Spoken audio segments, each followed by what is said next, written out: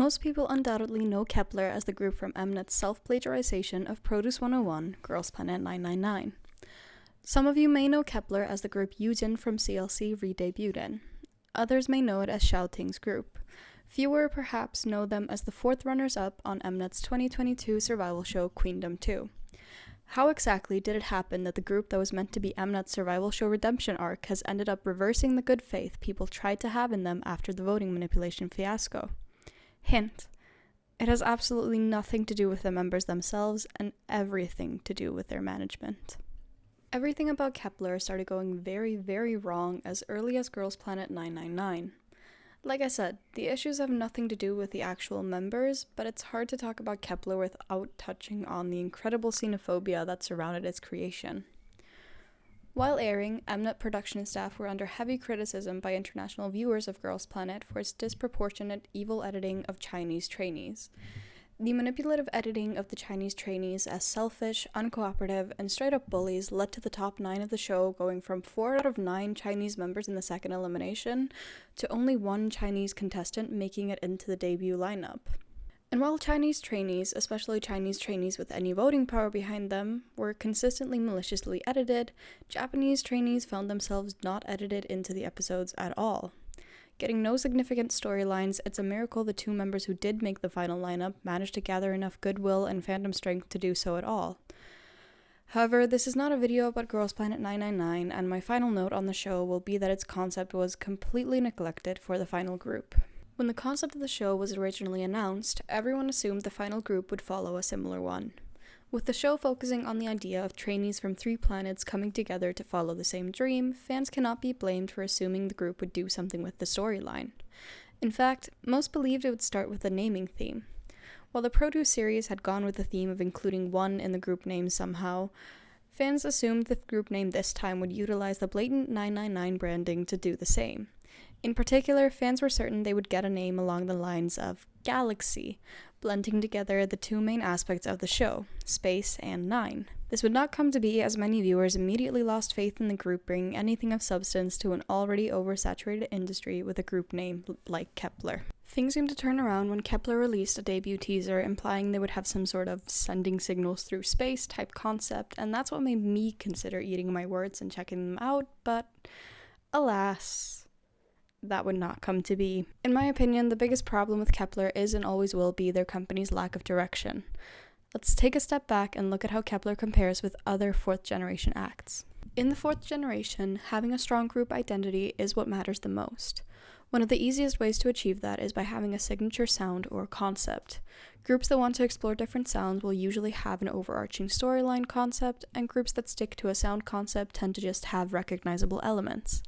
There are a few groups that have been able to get away with doing neither, such as i-dle, but they are easily the exception. When Kep1er released their debut teasers, people started gaining some faith in the group back. If initially turned off by how Girls Planet ended, many were intrigued and willing to give them a second chance when they thought Kep1er would be a lore group. For the uninitiated, a lore group refers to a group with an overarching storyline that develops throughout their releases using consistent storytelling elements and motifs to connect different works. A promising aspect of Kep1er was their limited contract of 2.5 years, meaning fans would have a guaranteed resolution to the story, something most groups can't promise as they intend to continue past 7 years, and many let their storyline fizzle out to just repeated symbolism and no development by year 4. This would give them a strong contrast against i-dle, who were one of the representative sound groups of the 4th generation. Having staked their claim in powerful elegance, their repeated use of synth-based explosive choruses and elegant concepts carved out a niche so distinctive any group who releases a similar sound is compared to i-dle. Thus, fans had hopes that if Kep1er couldn't have their own sound due to being completely voter-based, unlike i-dle which had a predetermined lineup, at least they could have a strong concept. Let's take another step back and look again at how Kep1er compares to their Produce predecessors. Their most similar counterpart is IOI, another group untouched by the manipulations of the producers. Although on the surface it seems like IOI did not have a strong concept, their concept was doing everything and seeing what sticks. Keep in mind, they were the guinea pigs for this whole gimmick. Their name literally means ideal of idols. The point was trying different things and seeing what works. As for i-dle, due to the length of their contracts, ckb1er decided to take a different approach and give them a distinct sound, something which was clearly sticking with audiences when looking at their contemporaries. i-dle debuted amongst the proven success of sound groups such as Blackpink, Twice, and Ujusonyo. The strategy was clear: make them stand out, but not too much. Thankfully, i-dle debuted at just the right time. As the industry shifted heavy towards more girl and teen crush concepts, i-dle managed to stand out time and time again by being just different enough from the cute concept that followed early 3rd gen and the girl crush that came with early 4th gen. They managed to combine elegant jewel tones with powerful choreos to create the perfect harmony as a transitional group. Kep1er, however, debuted with a teen crush concept in a market that was frankly begging for something different. By 2021, we were all beyond tired of getting girl crush after teen crush after dystopia after a revolutionary concept, and ckb1er seemingly didn't get the memo. Yes, trends come and go in the K-pop industry, as with any other, but it truly seems ckb1er were behind the times and took their own group into no consideration. As mentioned before, fans were expecting Kep1er to use the show concept to their advantage and make something out of it. Instead, it's clear Kep1er's budget was very minimal compared to i-dle's, which makes very little sense. ckb1er made a lot of money from i-dle. They had great album sales, charted well, and drew huge crowds for their live performances. So then why does the wadada music video look so cheap compared to the Lovey and Rose one? Honestly, this whole set was just completely unnecessary. Like, give me a warehouse over this $5 in a dream type set any day. And the worst part is, the wadada music video clearly has elements of that concept within it. The telescope scenes and Hikaru scenes in particular seem to hint towards something bigger. It is so disappointing to realize what could have been with wadada. I could maybe forgive the faux pas if everything else about the release rollout hadn't been done so badly. First of all, they had 2.5 original songs on their debut mini-album. 3 out of 6 songs on the album were already released for Girls Planet. So truly, they only gave fans 2 choices for songs to like from the group because they already heard the other 3. And the last song is an intro, and that doesn't count. However, they lucked out because Mask was a fan and non-fan favorite. The drastic image shift from the style of wadada appealed to so many that if you look up statements from the time of release, most people say they much prefer Mask and wish that had been their debut.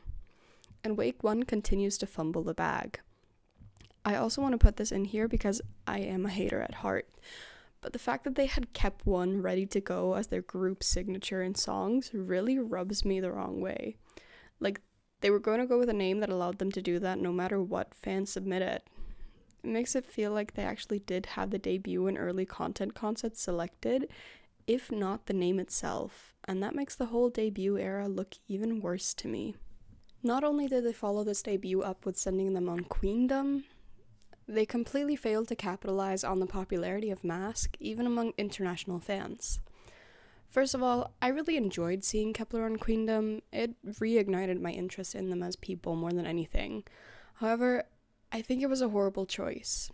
They had never performed in front of a live audience as a group before, and suddenly they had to compete against these big senior groups with literally 2 songs to call their own. Horrible move. Maybe it was a good learning experience, but it was just a bad move no matter how you look at it. However, their comeback with Up seemed promising. Leaving behind the teen crush of wadada for a bright and upbeat summer comeback actually paid off. Even though it technically did worse, which in my opinion is ckb1er's own doing because a lot of people abandoned Kep1er after seeing them do so badly on Queendom, it was still one of the most loved releases of the summer of 2022. The bright and energetic sound had been sorely missed among K-pop fans, and they welcomed it with open arms. And here's where ckb1er screws up again. Instead of looking at the actual response to the releases, it seems they only looked at the numbers. So instead of considering that fans loved Mask and Up and trying to capitalize on either of those, they released We Fresh to overwhelming disappointment. Here's the thing.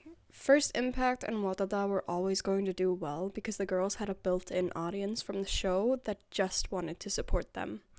The musical direction turned a lot of people away, and sending them to Queendom instead of building their own dedicated fan base caused them to lose even more people.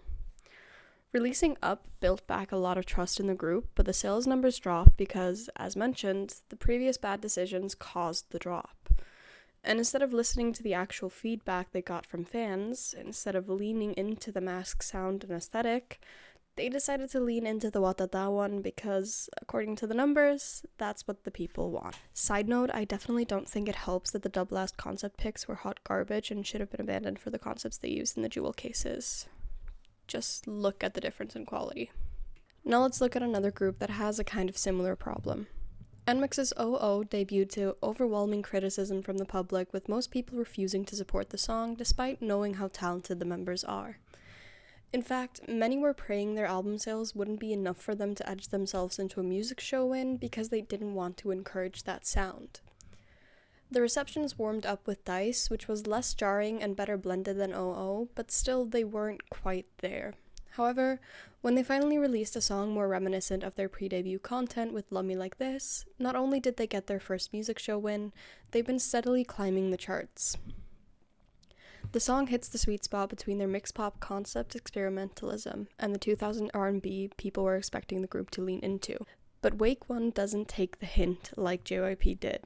They double down on the least liked concept just because the numbers look good, and they end up losing even more fans. So, when Kep1er finally released something that sounds truly uniquely their own, a mix between Up and Mask, like Giddy, the people have already tuned out, and it does significantly worse than their previous releases since most casuals have tuned out. Kep1er are a good case of a company sabotaging their own artists by simply not caring about what fans actually want from the group until it's too late. I actually have an entire video about how I would have handled Kep1er's career planned out and intended for a release, but for now I want to go over a few things I would have just done differently. For starters, making First Impact a real mini-album by relegating OOO and Another Dream to bonus tracks, giving them at least 4 new tracks and skipping Shine completely. This gives a chance to showcase more possible sounds for fans to latch onto, which will help form the direction of the group. After that, no Queendom. Instead, I would keep Double Last as it is, but to fill the space, I would respond to this positive reception to Mask by releasing an English version as a pre-release, complete with a music video, even if it's only a choreo one, and adding it to the Double Last track list as a bonus track. This would not only promote Mask as its own song and see how it could actually compare to Watada as a sound and concept, it would also promote the group and song to a different audience, which might open the door to further promotions in English-speaking countries. Of course, Korea and Japan would still be the priority, but the impact of English versions on the current K-pop industry cannot be ignored, and sometimes English versions are just more accessible. Just look at 50/50 with Cupid right now. Also, this would most likely reinforce trust in the company for fans who are unsure about the sound Watada might lead them to, aka We Fresh. From here on out, we should have enough data to know which sound fans actually want to hear from the group and could lean into more of Mask's house sound. We've already seen how successful house genre title tracks can be, and the genre is incredibly varied. From FX's Four Walls, GWSN's Puzzle Moon, Luna's Why Not, Red Velvet Irene and Seulgi's Naughty, Changa's Stay Tonight, Luna's Free Somebody, and so many more. In my opinion, it's really a shame that ckb1er doesn't seem to understand what sound really suits the girls when it seems so obvious to me. Retro synthpop and deep house is really where they all shine as a group, with songs such as Mask and Back to the City from their own discography being prime examples. It seems to me that ckb1er rushed pushing Kep1er into the role of a performance group that IZ*ONE earned through multiple strong releases which showcased improved their performance capabilities. The lack of direction, sound, and consideration for the group they were actually managing all contribute to what we're seeing today, where Kep1er's fans have abandoned their messy releases for more consistency among their peers. In an ideal world, ckb1er would have listened to fan feedback and never wasted a precious year of their 2.5-year contracts.